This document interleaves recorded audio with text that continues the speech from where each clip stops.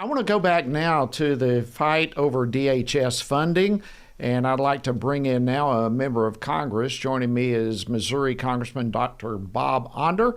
He serves on several committees, and among those is the Education and Workforce Committee. He represents the 3rd Congressional District of the Great Show Me State. Dr. Onder, welcome back to Washington Watch. Always an honor to have you. It's great to be back, Jody.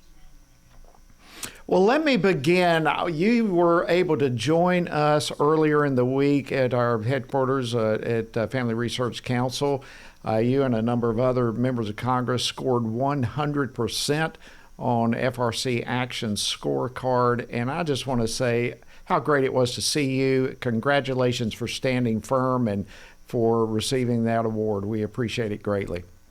Well, thank you, Jody. That was indeed a great honor. I've worked with FRC for a long time, actually on various issues going back 20 years. But it was an honor in my first year as a member of Congress to receive that award.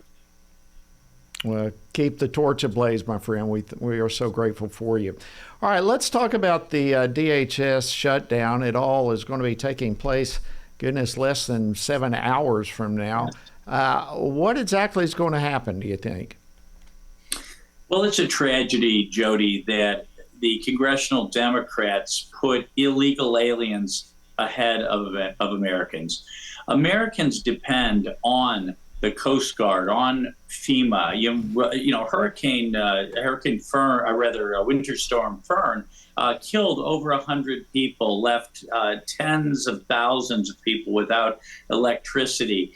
And TSA, when we travel by air, TSA helps to keep us safe. The Democrats, just like they did with the 43-day shutdown in the fall, put illegal aliens ahead of the rest of us Americans. In this case, it's criminal illegal aliens that they want to protect. President Trump and the congressional Republicans, will keep the American people first, and we remain committed to the mission of securing our border. Well, it's my understanding that the Democrats are expected to send a new offer to the White House here over the weekend. Is there any indication that there will be willingness to from them to compromise on any of the things that they're demanding, do you think? Yeah, I sure hope so. I sure hope so. I'm hoping that they will hear from their own constituents and from the 270,000 employees of the Department of Homeland Security as they inflict pain on the American people in order to score points with their far left base.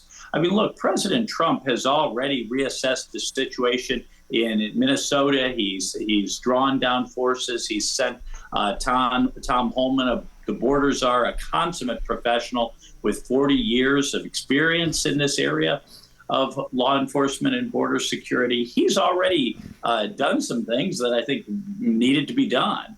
But the issue here is, will the Democrats, in order to tell their base that they're somehow fighting President Trump and they're fighting immigration enforcement, shut down ICE, shut down TSA, shut down Homeland Security, and shut down the Coast Guard in order to score political points with their far left base? Well, certainly I'll never do that. President Trump will never do that.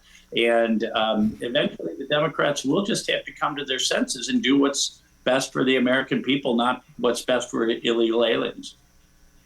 Yeah, it's going to be very interesting to watch. I know the lawmakers now have left Washington for a week-long recess that's coming up, but I also understand that members have been told to be ready to come back if some sort of deal is reached. Do you think that's really very likely to happen? Unfortunately, I wish I were wrong. I hope I am proven wrong in the next few days. But I really do think that the Democrat leadership, especially Chuck Schumer and Hakeem Jeffries, they really feel like their far left base is restless, and they want to shut down in the name of fighting immigration enforcement. But look, 82% of Americans overall, not just 82% of Republicans, it's like 95% with Republicans, 82% of Americans overall believe we should detain and to deport illegal aliens, especially the 10 to 12 billion illegal aliens who came recently in the Biden administration. So it is really in opposing immigration enforcement, it is Schumer and Jeffries and the congressional Republicans who are really out on an extreme ledge. But will they come to their senses as their constituents and mine feel the pain of the DHS shutdown? I don't know. Yeah, well, we all agree with you on that. If I can turn to another development that took place this week, the Save America Act passed the House. What's your take, your read on what will happen in the Senate? Do you think it moves over there? Yeah, so of course the Save America Act concerns that fundamental right of us as citizens of the right to vote, and the right to vote in a way that our votes are counted and our votes aren't canceled out by people who are cheating, including illegal aliens. So what the Save America Act, of course, does is requires voter photo ID, something we need almost in every area of life, from cashing a check to getting on an airplane to picking up a prescription, and also verifying citizenship before being registered to vote. Unfortunately, the Democrats are not going to want to cooperate with us on this either. But I really think if the leadership, led John Thune and the other Republicans, stick together and really force the Democrats, if they want to go against, again, this is about an 82% issue with the American people. If they want to go against the overwhelming majority of Americans who want to see our elections safe and secure, then they're going to have to stand up and talk and obstruct the hard way, not just say, hey, you need 60 votes to pass this. So I am very hopeful that Republicans will muster the political will to get the Save America Act done.